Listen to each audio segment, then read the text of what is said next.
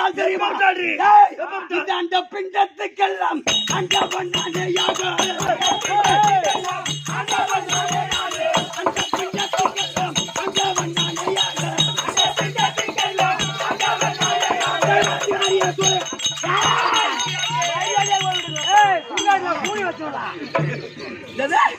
சுடுகாட்டுல சூடு வைக்கிறேன். நான் சுடுகாடு சூடு வைக்கிறேன். கேட்டு பார்த்தா நீ சூடு வைக்கிறேன் வந்து குத்துடா அவன் புண்டத்துக்கு ஆண்டவனா உன்னை